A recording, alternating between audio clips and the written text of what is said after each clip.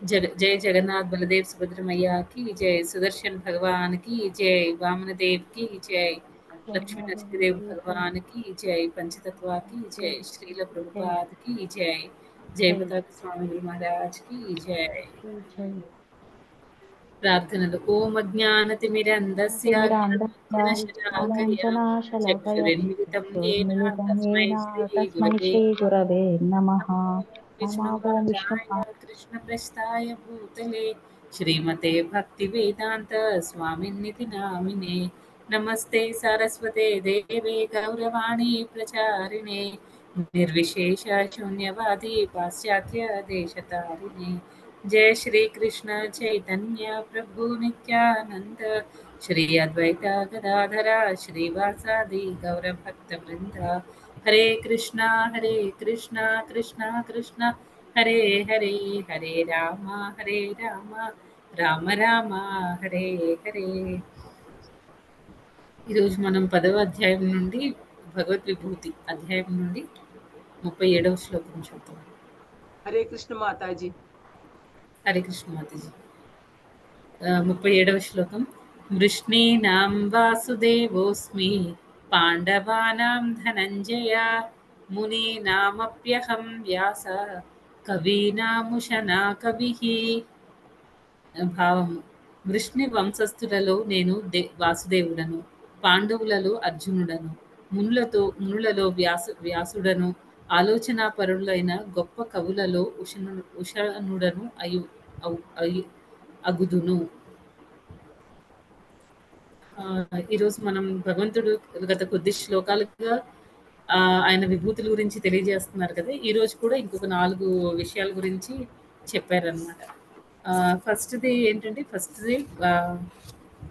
First భగవంతుడు ఒక నిమిషం,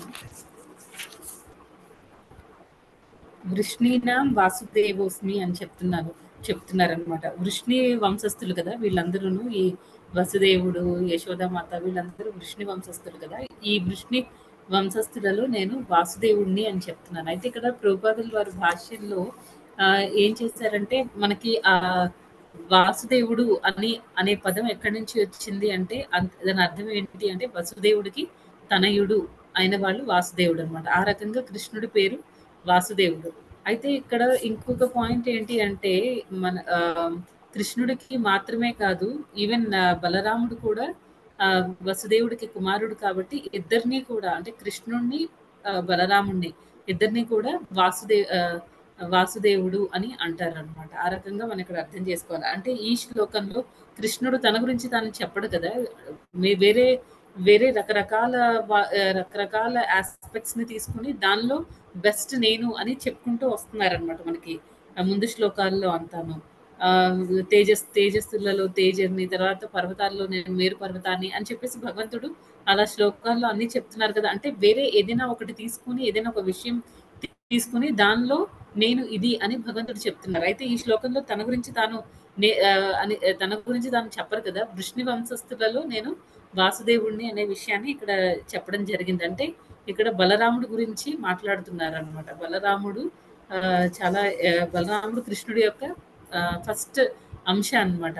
ఆయన ఫస్ట్ ఎక్స్పాన్షన్, కృష్ణుడు ఫస్ట్ ఎక్స్పాన్షన్ బలరాముడు। సో ఆ రకంగా కూడా ఇక్కడ భగవంతుడు చెప్తున్నారు, నేను బలరాముడిని। బలరాముడు అంటే విష్ణు వంశస్థులు బలరాముడు నన్ను రిప్రజెంట్ చేస్తున్నాడు అనే విషయాన్ని చెప్తున్నారు అనమాట। నెక్స్ట్ ఇంకా ఈ శ్లోకంలో ప్రభుపాదుల వారు జనరల్ గా ఈ ఎక్స్పాన్షన్ అంటే కృష్ణుడి మొదటి ఎక్స్పాన్షన్, ఫస్ట్ ఎక్స్పాన్షన్ బలరాముడు అని చెప్పారు కదా। అయితే ఈ శ్లోకంలో ప్రభుపాదుల వారు అసలు ఎన్ని రకాల ఇన్కార్నేషన్స్ ఉన్నాయి వాటన్నిటి గురించి చర్చించారనమాట। 2 రకాలైన అవతారాలు ఉన్నాయి। ఒకటి ఏంటి అంటే 2 రకాల అంశాలు ఉన్నాయన్నమాట। అవేంటి అంటే స్వ అంశ, ఇంకోటేమో విభిన్న అంశ।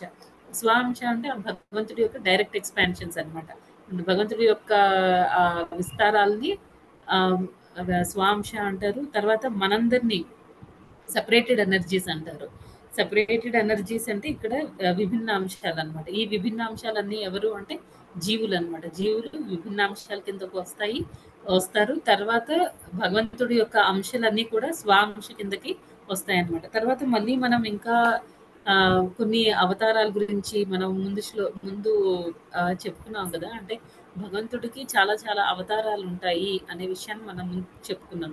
అందులో ఏంటి 6 రకాలైన అవతారాలు ఉంటాయన్నమాట జనరల్‌గా భగవంతుడికి. అంటే స్వాంశలో డివిజన్స్ అన్నమాట ఇవన్నీ. డివిజన్స్ అని మనం చెప్పుకోవచ్చు. మళ్ళీ చాలా రకాలు ఉన్నాయి ఈ స్వాంశలో.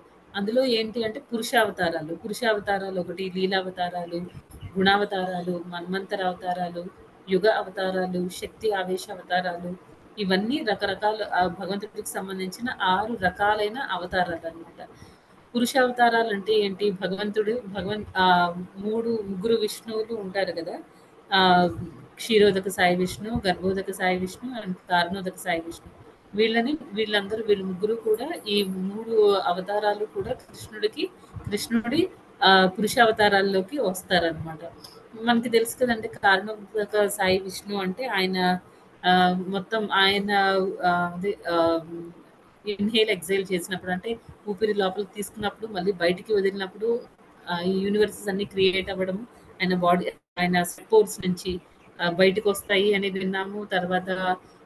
తర్వాత ఆయన మళ్ళీ చాలా యూనివర్సెస్ క్రియేట్ చేసిన తర్వాత ఒక్కొక్క విశ్వంలోకి కూడా ఆయన ఆ, గర్భోదక సాయి విష్ణు లాగా ప్రవేశించడం జరుగుతుంది. తర్వాత ఆ గర్భోదక సాయి విష్ణు నాభి నుండి కలువ పువ్వు లోటస్ ఫ్లవర్ స్టెమ్ వస్తుంది కదా! ఆ స్టెమ్ ఆ ఫ్లవర్ నుంచి ఫ్లవర్ లో ఈ బ్రహ్మదేవుడు ఉద్భవించడం అనేది జరుగుతుంది. ఆ తర్వాత మళ్ళీ బ్రహ్మదేవుడు అన్ని జీవుల్ని సృష్టించిన తర్వాత ఒక్కొక్క జీవిలోకి భగవంతుడు పరమాత్మలాగా ప్రవేశిస్తారు. ఆ పరమాత్మయే క్షీరోదక సాయి విష్ణు. ఈ విషయాలన్నీ మనం ఇవన్నీ కూడా అంటే ఈ 3 రకాలైన విష్ణు అవతారాలు కూడా పురుష అవతారాల కిందకి వస్తాయన్నమాట. నెక్స్ట్ ఇంకా ఏంటి లీలా అవతారాల గురించి మనం చూద్దాం. లీలావతారాలు అంటే భగవంతుడు రకరకాల లీలలు పెర్ఫామ్ చేశారు. కూర్మ అవతారం లాగా వచ్చారు, నరసింహస్వామి లాగా వచ్చారు. తర్వాత ఎన్నో అవతారాలు తీసుకున్నారనమాట. తర్వాత నరసింహస్వామి, కూర్మ అవతారం, ధన్వంతరి, మోహిని అవతారము, వామన దేవుడు, ఇలా చెప్పుకుంటూ పోతే చాలా అవతారాలు భగవంతుడు ఒక్కొక్క లీల పెర్ఫామ్ చేసినప్పుడు ఒక్కొక్క రూపంలో వచ్చారనమాట. అంటే ఇప్పుడు కొంతమంది భగవంతుడు అని చెప్పుకుంటూ ఉంటారు కదా! వాళ్ళని మనం వాళ్ళు ఇన్ని రకాల ఫార్మ్స్ ని ఇప్పుడు కూర్మావతారం తీసుకుంటే టాటాయిస్ ఫామ్ లో అంటే తాబేలు లాగా కనిపిస్తారు భగవంతుడు. మత్స్యావతారం తీసుకుంటే ఫిష్ లాగా అది చేపలాగా ఉంటారు. అలా తర్వాత వరాహ అవతారం తీసుకుంటే ఆయన వైల్డ్ బోర్ లాగా ఉంటారు. ఇలా రకరకాల ఆ, భగవంతుడు రకరకాల రూపాలు చూపించారనమాట. ఎవరైతే నేను భగవంతుడు నేను నేనే భగవంతుడు అని ఎవరైతే చెప్పుకుంటారో వాళ్ళు ఈ ఫార్మ్స్ అన్ని ఎగ్జిబిట్ చేయలేరు అనమాట. ఎప్పటికీ కూడా వాళ్ళు ఇవన్నీ చూపించలేరు. వాళ్ళకి అవన్నీ పాసిబుల్ కాదు. ఇలా భగవంతుడు శ్రీరాముడిలాగా తర్వాత పరశురాముడిలాగా ఎన్నో అవతారాలు ఒక్కొక్క లీల పెర్ఫామ్ చేసినప్పుడు భగవంతుడు రకరకాల రూపాల్లో వచ్చారనమాట. ఆయనకి సాధ్యం కాదు అనేది ఏది ఉండదు. ఆయన ఫుల్ అన్ని ఆయనలో కంప్లీట్ గా ఉంటాయి అనమాట. ఫుల్ స్ట్రెంగ్త్, బ్యూటిఫుల్ గా ఉంటారు, చాలా అందంగా ఉంటారు, ఫుల్ పవర్ఫుల్.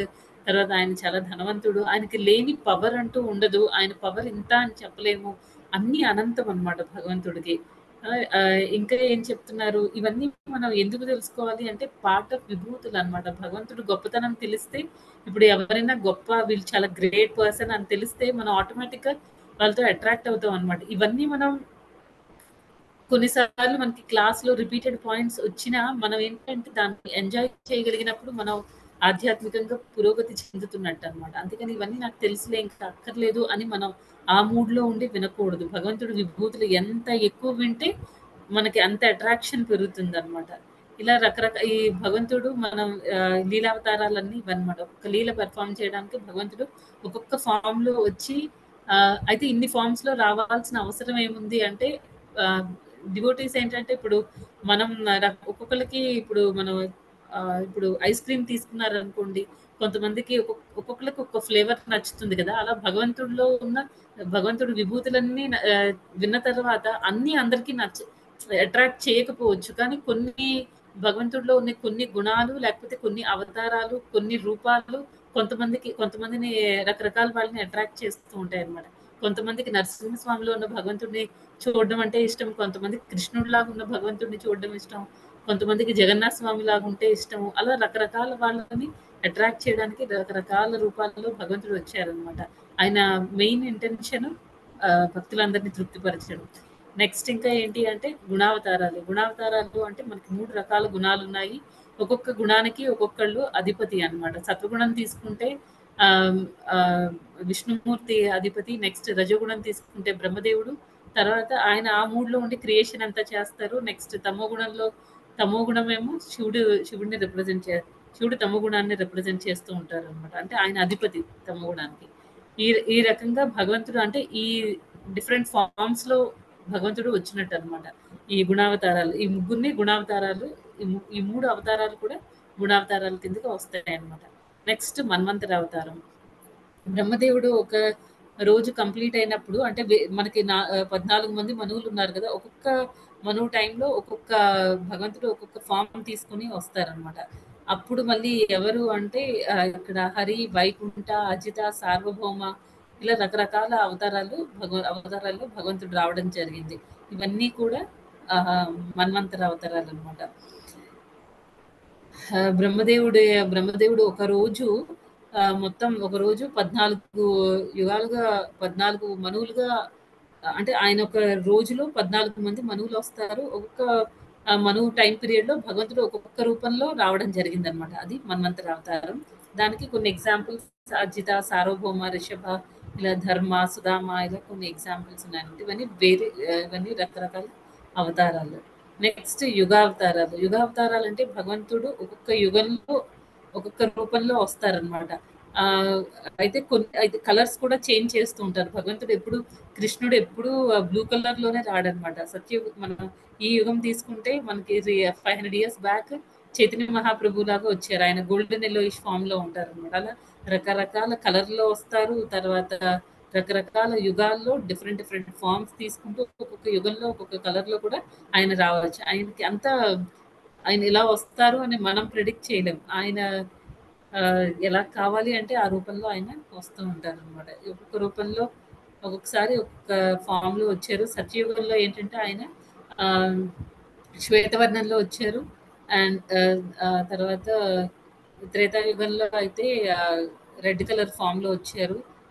నెక్స్ట్ రక్తవర్ణంలో వచ్చారు. నెక్స్ట్ ద్వాపర యుగంలో కృష్ణుడు లాగా వచ్చారు. అదే బ్లూ కలర్ ఫామ్ లో వచ్చారు. కలియుగంలో అయితే చైతన్య మహాప్రభు లాగా రావడం జరిగింది అనమాట. ఇవన్నీ కూడా మనకి డిఫరెంట్ అవతారాలు. నెక్స్ట్ ఇంకా శక్తి ఆవేశ అవతారాలు. ఇక్కడ ఏం చేస్తారంటే భగవంతుడు జీవులని ఎంపవర్ చేస్తారనమాట. వాళ్ళకి శక్తిని ప్రసాదిస్తారు. వాళ్ళు ఏ యాక్టివిటీస్ అయితే పెర్ఫార్మ్ చేయాలో ఆ పర్టికులర్ యాక్టివిటీ చేయడానికి కావలసిన శక్తిని భగవంతుడు ప్రసాదిస్తారనమాట. ఆ రకంగా ఆయన శక్తి ఆవేశ అవతారాలని వచ్చాయన్నమాట.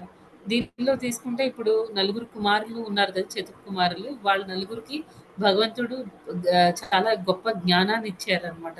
వాళ్ళకి ఆ జ్ఞానాన్ని ఇచ్చి ఎంపవర్ చేశారు.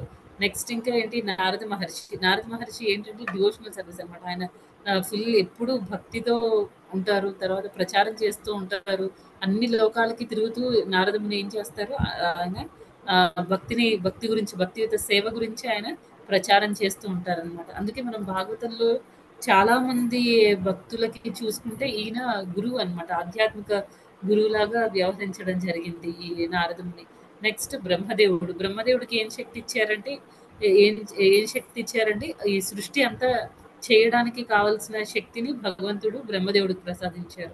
అలా ఈ చతుర్కుమారులు కానీ, నారద మహర్షి కానీ, లేకపోతే ఈ బ్రహ్మదేవుడు వీళ్ళందరికీ ఏంటంటే ఒక్కొక్కళ్ళని ఒక్కో విధంగా వాళ్ళకి శక్తిని వాళ్ళకి శక్తిని ప్రసాదించి భగవంతుడు చేయాల్సిన కొన్ని యాక్టివిటీస్ ని వాళ్ళతో చేయించారనమాట. అయితే ఎప్పుడు కూడా భగవంతుడు మనకి ఇక్కడ అర్థం చేసుకోవాల్సిన పాయింట్ ఏంటంటే డివోటీస్ ని గ్లోరిఫై చేయడానికి భగవంతుడు చేసే పనులను కూడా డివోటీస్ చేశారు అని అలా ఆ రకంగా అందరూ డివోటీస్ ని గ్లోరిఫై చేయడానికి స్కోప్ ఇస్తారనమాట భగవంతుడు. నెక్స్ట్ ఇంకా పృథు మహారాజు ఏం చేశారంటే ఒక టైంలో కింగ్స్ ఎవరు లేకపోతే ఋషులందరూ అప్పట్లో ఉండే కింగ్ కరెక్ట్ గా లేకపోతే ఆ బ్రాహ్మణులు మామూలుగా అయితే రాజుల్ని చంపడం అవి చేయకూడదు. కానీ ఆ ఆ ముందున్న రాజుని చంపేసి తర్వాత మళ్ళీ భగవంతుడిని ప్రార్థిస్తే భగవంతుడే స్వయంగా ఆ రాజ్యాన్ని పరిపాలించడానికి పృథు మహారాజు లాగా వస్తారనమాట. మొత్తం ఆ రాజ్యంలో ఉండే ప్రజలందరినీ మెయింటైన్ చేయడానికి పృథు మహారాజ్ని ఎంపవర్ చేశారనమాట. నెక్స్ట్ ఇంకా ఏంటంటే పరశురాముడు ఏం చేస్తారంటే, పరశురాముడు వచ్చినప్పుడు ఏం చేశారంటే ఆయన ఆ, ఆయన ఆ టైంలో రాజులందరూ కరెక్ట్ గా లేకపోతే చాలా మంది ఆ, చాలా మంది రాజుల్ని చంపేయడం అనేది జరుగుతుంది అనమాట. ఈ పరశురాముడు ఇది కూడా శక్తి ఆవేశ అవతారంలోకి వస్తుంది. నెక్స్ట్ ఇంకా మనందరికీ భగవద్గీత భాగవతం ఆ, ఇచ్చిన ఆ వేదవ్యాసుడు కూడా భగవంతుడి యొక్క శక్తి ఆవేశ అవతారం అనమాట. ఆయన వేదాలన్నింటినీ కంపైల్ చేశారు. తర్వాత ఆ, మనకి భగవద్గీత, భాగవతం ఇవన్నీ భగవంతుడికి సంబంధించిన నాలెడ్జ్ అంతా ఆయన మనకి ఇచ్చారనమాట వేదవ్యాసుడు. ఈ రకంగా శక్తి ఆవేశ అవతారం. అయితే ఇక్కడ ఎందుకు ఇవన్నీ మనం చెప్పుకుంటున్నాం అంటే ఈ బలరాముడు భగవంతుడికి సంబంధించిన ఫస్ట్ ఎక్స్పాన్షన్ అనమాట. ఆ బలరాముడిని ఆ బలరాముడు భగవంతుడిని రిప్రజెంట్ చేస్తున్నారు అనమాట. అంటే విష్ణు వంశీయులందరిలో నేను బలరాముడిని అనే విషయం భగవంతుడు ఈ ఈ దీనిలో స్పష్టం చేశారు. అయితే ఎన్ని రకాల ఎక్స్పాన్షన్స్ ఉన్నాయి అనే దాని గురించి మనం జస్ట్ ఒక తెలుసుకున్నాం అనమాట. నెక్స్ట్ ఇంకా ఏం చెప్తున్నారు, పాండవులలో అర్జునుడను అని చెప్తున్నారు. పాండవుల్లో మనకి 5 పాండవుల్లో ఒక్కొక్కళ్ళు ఒక్కో దానికి వాళ్ళు ఒక్కో ఏరియాలో వాళ్ళు చాలా పవర్ఫుల్ అనమాట. ఇప్పుడు సపోజ్ మనం ఈ ఫస్ట్ ధర్మరాజుని కనుక మనం తీసుకుంటే, యుధిష్ఠిర మహారాజుని తీసుకుంటే ఆయనకి ఏంటంటే ఆయన ధర్మాన్ని ఫాలో అవుతారు అనమాట. సో ఆయన ఆ ఆస్పెక్ట్ లో ఆయన చాలా గ్రేట్. ధర్మాన్ని ఫాలో అవ్వడంలో ఎట్టి పరిస్థితుల్లో కూడా ఆయన అధర్మం వైపు ఆయన వెళ్ళరనమాట. ఎలాంటి పరిస్థితి వచ్చినా, ప్రాణాలు కోల్పోవాల్సి వచ్చినా ఆయన తప్పు అనేది చేయరనమాట. ఆ రకంగా ధర్మరాజు గ్రేట్. తర్వాత భీముడిని తీసుకుంటే భీముడు కూడా ఏంటంటే ఆయన ఫుల్ స్ట్రెంగ్త్ ఎక్కువ ఉంటుంది భీముడి దగ్గర. సో ఆ ఆస్పెక్ట్ లో ఆ ఏరియాలో భీముడు స్ట్రాంగ్. నెక్స్ట్ నకుల సహదేవులు అంటే వాళ్ళు ఆస్ట్రాలజీ అలాంటి వాటిలో వాళ్ళు స్ట్రాంగ్ అనమాట. ఎవరు తక్కువ కాదు, ఎవరి ఏరియాలో వాళ్ళు స్ట్రాంగ్. కానీ ఈ అర్జునుడి విషయాన్ని తీసుకుంటే అర్జునుడు చాలా గ్రేట్ వారియర్ అనమాట. అంటే యోధుడు అర్జునుడు. అంతేకాకుండా ఈ అర్జునుడు విషయంలో మిగతా వాళ్ళ కంటే ఇంకా ఎక్కువగా ఉన్నది ఏంటి అంటే అర్జునుడిలో భక్తి అనేది ఎక్కువ. అందరూ కృష్ణ భక్తులే, అందరికీ 5గురికి కూడా కృష్ణుడు అంటే చాలా ఇష్టం. కానీ అర్జునుడికి ఇంకా కృష్ణుడు అంటే చాలా ఇష్టం. తర్వాత భగవద్గీతలో కూడా మనం స్టార్టింగ్ లో చూస్తాం కదా, కృష్ణుడు చెప్తాడు, ఎందుకు నేను నీకు భగవద్గీత నేర్పిస్తున్నానంటే నువ్వు నాకు ఫ్రెండ్వి, ప్లస్ తర్వాత నువ్వు మంచి భక్తుడివి, నా పట్ల నీకు ఎలాంటి అసూయ అనేది లేదు, అందుకని నేను నీకు ఈ భగవద్గీత జ్ఞానాన్ని నీకు ఇస్తున్నాను అనే విషయాన్ని చెప్పారనమాట. తర్వాత ప్రభుపాద్ కూడా ఇంట్రడక్షన్ లో మనం భగవద్గీత నేర్చుకోవాలి అంటే మన మూడ్ ఎలా ఉండాలి, అర్జునుడి మూడ్ని మనం క్యారీ చేయాలి, అప్పుడే మనం భగవద్గీతని అర్థం చేసుకోగలం అని ప్రభుపాదుల వారు కూడా చెప్పడం జరిగిందనమాట. అంటే అర్జునుడు మంచి భక్తుడు, తర్వాత భగవంతుడికి ఫ్రెండ్ అయినంత మాత్రాన జ్ఞానాన్ని ఇచ్చేయరు, ఆయన మంచి భక్తుడు అనమాట అందరికంటే. అందుకని తర్వాత ఇంకా ఈ కురుక్షేత్ర యుద్ధం జరిగేటప్పుడు కూడా అర్జునుడు చాలా ఏమంటాడంటే, అర్జునుడు అందరినీ చూసి చాలా బాధపడతాడు అనమాట. అయ్యో నా వాళ్ళని నేను చంపేయాలా అంటే, ఒక భక్తుడు ఎంత సాఫ్ట్ మనసుతో, అంటే ఆ సాఫ్ట్ హార్ట్తో, అంటే మనం చాలా ఏమంటారంటే చాలా దయతో ఉండాలి వేరే జీవుల పట్ల. అలాంటి వాళ్ళంటే ఇష్టం. ఏదైనా మనకి చెడు జరుగుతున్నా సరే, అసలు ఎన్ని చేశారు కౌరవులు, వాళ్ళని ఎన్నో రకాలుగా హింస పెట్టారనమాట. అన్నిటినీ వాళ్ళు భరించుకున్నారు. తర్వాత యుద్ధం చేయడానికి కూడా ఏంటంటే ఇంకా క్షత్రియులుగా ధర్మం కాబట్టి యుద్ధం చేస్తున్నారు. కానీ ఆ యుద్ధం చేసినప్పుడు కూడా అర్జునుడు ఆ టైంలో కూడా యుద్ధం స్టార్ట్ అవ్వబోయే ముందు కూడా ఆ దయ అనేది చూపిస్తున్నారు అనమాట వాళ్ళ పట్ల. అంతేగాని అయ్యో వీళ్ళు ఎన్నాళ్ళు మాకు కష్టం పెట్టుకోలేదు, ఎంత కష్టం ఇచ్చారు మాకు, సో ఇప్పుడు ఎలా అయినా నాకు ఇది పగ తీర్చుకోవడానికి మంచి అవకాశం, ఆ రకంగా ఆలోచించకుండా చాలా మంచి మైండ్ సెట్ తో ఉన్నారనమాట అర్జునుడు. అందుకని భగవంతుడు ఈ జ్ఞానాన్ని అంతటిని కూడా అర్జునుడికి ఇవ్వడం జరిగింది. ఆ రకంగా అర్జునుడు అందరిలో కూడా శ్రేష్ఠుడు, భగవంతుడి యొక్క విభూతిగా భగవంతుడు చెప్పుకుంటున్నారు అనమాట. నెక్స్ట్ మునులలో వ్యాసుడను అని చెప్తున్నారు. ఎందుకు వ్యాస మహర్షినే ఎందుకు సెలెక్ట్ చేసుకున్నారంటే, వ్యాస మహర్షి ఈ వేదాలన్నిటికీ జ్ఞానం అనేది ఆయనకి ఈ వేదాలకి జ్ఞానం అనేది ఉంది. వేదాలకి సంబంధించిన జ్ఞానం ఉండడం అంటే ఏంటి? వేదాలన్నిటి సారాంశం ఏంటంటే భగవంతుడు శ్రీకృష్ణుడే దేవాది దేవుడు అనే విషయాన్ని తెలుసుకోవడం అనమాట. అది 100% ఈ వ్యాసుడు వ్యాస మహర్షి ఆయనకి ఆ నాలెడ్జ్ ఉంది. వేదాలకు సంబంధించిన నాలెడ్జ్. తర్వాత కృష్ణుడే దేవాది దేవుడు అని యాక్సెప్ట్ చేసుకున్నారు. నెక్స్ట్ అంతేకాకుండా ఈ వ్యాస మహర్షి ఏంటంటే అప్పటి టైంకి అంటే ఆయన అప్పటి పరిస్థితులను బట్టి ఆయన జ్ఞానాన్ని ఇవ్వడం అనేది జరిగిందనమాట. సపోజ్ ఇనీషియల్‌గా చూసుకుంటే వేదాలు అన్ని 4 రకాలు లేవు. ఒకటే ఆయన రాయడం అనేది జరిగింది. తర్వాత ఆ వేదాల్ని ఇప్పుడు మనం ఉన్న కలియుగంలో ఉండే మనుషులు మనం అవన్నీ అర్థం చేసుకోలేము. ఆయన అన్నీ ముందే ప్రెడిక్ట్ చేసుకున్నారనమాట. వీళ్ళకి తర్వాత ఆ రోజు అనేసి సారీ ఈ వేదాల్ని 4 డివిజన్స్‌గా చేశారు. సో దట్ ఒక్కొక్క డివిజన్‌లో ఒక్కొక్క కేటగిరీలో ఒక్కొక్క పార్ట్ ఇద్దాము అని చెప్పేసి మొత్తాన్ని ఎలా కేటగరైజ్ చేస్తే బాగుంటుందో చూసుకొని దాన్ని బట్టి కేటగరైజ్ చేసి మనకి అనుకూలంగా ఆయన మనకి ఆ వేదాలవన్నీ ఇచ్చారనమాట. తర్వాత అంటే ఇక్కడ మనం అర్థం చేసుకోవాల్సింది ఏంటి అంటే కలియుగంలో ఉండే వాళ్ళు ఎలా ఉంటారు అనే విషయాన్ని ఆయన ముందే ప్రెడిక్ట్ చేసి దాన్ని బట్టి ఆయన ఈ వేదాలని డివైడ్ చేసి మనకి జ్ఞానాన్ని ఇవ్వడం జరిగిందనమాట. ఆ రకంగా అందరిలోకి శ్రేష్ఠుడు వ్యాస మహర్షి అనమాట. అంతేకాకుండా ఇంకా ఆలోచనా పరులలో శుక్రాచార్యుడను అని చెప్తున్నారు. శుక్రాచార్యుడు కూడా చాలా మంచి జ్ఞానం కలిగిన వాళ్ళనమాట. శుక్రాచార్యుడు ఎవరంటే రాక్షసులకి కులగురువు. అయితే శుక్రాచార్యుడు కూడా చాలా సార్లు ఆయన తన జ్ఞానాన్ని ప్రదర్శించారనమాట. ప్రదర్శించి ఆయన గొప్పతనం ఏంటి అనేది చెప్పారు. అయితే శుక్రాచార్యుడు ఒక టైంలో ఏమవుతుందంటే ఇంద్రుడు దేవతల కింగ్ కదా! సో ఆయన చాలా గర్వంతో ఉంటాడనమాట ఇంద్రుడు. ఆయన సభ ఏర్పాటు చేస్తారు. అక్కడికి దేవతలందరూ వస్తారు. తర్వాత ఒకే సింహాసనం మీద ఇంద్రుడి పక్కన వాళ్ళ భార్య సచీదేవి కూడా కూర్చొని ఉంటుంది. అదే టైంలో అక్కడికి ఈ శుక్రాచార్యుడు అనేవాళ్ళు రావడం జరుగుతుందనమాట. సారీ అక్కడ బృహస్పతి రావడం జరుగుతుంది, దేవతల గురువు. వచ్చినప్పుడు ఇంద్రుడు చాలా ప్రాపర్‌గా బిహేవ్ చేయడనమాట. అంటే మన ఆధ్యాత్మిక గురువుకి మనం ఎలా గౌరవించాలో ఆ రకంగా మనం గౌరవించాలి. వాళ్ళ ఇన్‌స్ట్రక్షన్స్‌ని ఫాలో అవ్వాలి. తర్వాత ఎప్పుడైనా మనం ప్రతిరోజు ఈ మంగళారతిలో కూడా చదువుతూ ఉంటాం కదా!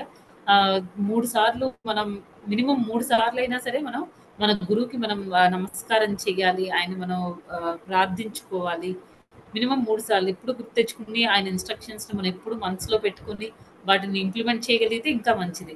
అయితే ఈ గురువుకి ఇవ్వాల్సిన ఆ రెస్పెక్ట్ అనేది ఇంద్రుడు ఇవ్వరనమాట. అప్పుడు బృహస్పతి ఏమి మాట్లాడకుండా సైలెంట్‌గా అక్కడి నుంచి వెళ్ళిపోతారనమాట. వెళ్ళిపోయిన తర్వాత ఆయనకంటే నెక్స్ట్ ఏం జరగబోతుందో అనేది ఈ బృహస్పతికి ఆల్రెడీ తెలుసు. కానీ గురువు ఏంటంటే గురువు చాలా చాలా మెర్సిఫుల్‌గా ఉంటారనమాట. ఆయన గురువు ఎప్పుడు వాళ్ళ శిష్యుల్ని శపించడం కానీ అలా చెయ్యరు. ఎందుకంటే ఆయనకి గురువుకి తెలుసనమాట. చాలా వాత్సల్యం ఉంటుంది శిష్యుల పట్ల. తర్వాత వాళ్ళు ఎలా అయినా బాగుపడాలి. వీక్‌గా ఉండే శిష్యుల పట్ల అయితే ఇంకా ఎక్కువ ఇంట్రెస్ట్ చూపిస్తారనమాట. వాళ్ళని ముందుకు తీసుకొనెళ్ళాలి. మళ్ళీ భగవద్ధామానికి చేర్చాలి అని. అందుకే బృహస్పతి ఏం మాట్లాడరనమాట. ఇంద్రుడు ఆ రకంగా ప్రవర్తించినా అక్కడి నుంచి సైలెంట్‌గా వెళ్ళిపోతారు. నెక్స్ట్ అదే టైంలో ఇక్కడ శుక్రాచార్యుడు ఈ రాక్షసులకి ఏం చెప్తారంటే, మీరు ఇదే కరెక్ట్ టైమ్. మీరిప్పుడు వెళ్ళి దేవతలందరినీ కూడా అటాక్ చేయండి అని చెప్తారనమాట. అంటే ఆ రైట్ టైంలో రైట్ డెసిషన్ లేకపోతే రైట్ వేలో ఇన్‌స్ట్రక్ట్ చేయడం అనేది శుక్రాచార్యుడి యొక్క గొప్పతనం అనమాట ఇక్కడ. అది అప్పుడు వెళ్తారు. వీళ్ళకేంటి ఇక్కడ దేవతల విషయంలో ఏమైందంటే వాళ్ళకి ఆ గురువు యొక్క కృప అనేది లేదు. ఎందుకంటే ఇంద్రుడు అవమానించాడనమాట. అవమానించడం జరిగింది. అందుకే ఇంద్రుడికి ఆ కృప అనేది పోయింది. ఇంద్రుడికి గురువు యొక్క కృప లేదు కాబట్టి ఎప్పుడైతే వీళ్ళు చాలా ఈజీగా అటాక్ చేసి ఓడించేస్తారనమాట. తర్వాత వాళ్ళందరూ కలిసి తర్వాత రియలైజ్ అవుతాడనమాట ఇంద్రుడు. అయ్యో! నేను చాలా పెద్ద మిస్టేక్ చేశాను అనేసి. వాళ్ళు ఎందుకు ఓడిపోయారు అంటే వాళ్ళకి గురువు కృప లేదు. అందుకని దేవతలు ఓడిపోవడం జరిగింది. గురువుకి అవమానిస్తే మనకి కాన్సిక్వెన్సెస్ అలా ఉంటాయన్నమాట. పర్యవసానం ఆ రకంగా ఉంటుంది. వీళ్ళ కేసులో అంటే ఈ రాక్షసుల కేసులో ఏం జరిగింది? వాళ్ళు ఆ గురువు ఏ ఇన్‌స్ట్రక్షన్ అయితే ఇచ్చారో, అమ్మో! ఈ టైంలో నా దేవతలతోని ఫైటింగ్ వద్దొద్దు అని వాళ్ళు అనలేదన్నమాట. గురువు చెప్పారు. వెంటనే ఫాలో అయిపోయారు. వాళ్ళకి గురువు బ్లెస్సింగ్స్ ఆశీర్వాదాలు ఉన్నాయి కాబట్టి వాళ్ళు ఈజీగా ఎలాంటి కష్టము లేకుండా దేవతల్ని ఓడించడం జరిగిందనమాట. ఆ రకంగా ఈ శుక్రాచార్యుడు ఏంటంటే రైట్ టైంలో రైట్ కరెక్ట్‌గా ఆలోచించి నిర్ణయాలు తీసుకుంటారు. తర్వాత వాళ్ళ శిష్యులకి ఇన్‌స్ట్రక్షన్స్ కూడా ఇస్తారనమాట. అది శుక్రాచార్యుడి స్పెషాలిటీ. తర్వాత ఇదొక ఇన్సిడెంట్. తర్వాత ఇంకొకటి మనం తీసుకుంటే బలి మహారాజ్ కేసులో కూడా వామనదేవ్ బలి మహారాజ్ దగ్గరికి వచ్చి ఆయన అడిగే విధానాన్ని బట్టి అర్థమైపోయిందనమాట శుక్రాచార్యుడికి. వచ్చింది మామూలు మనిషికి కాదు.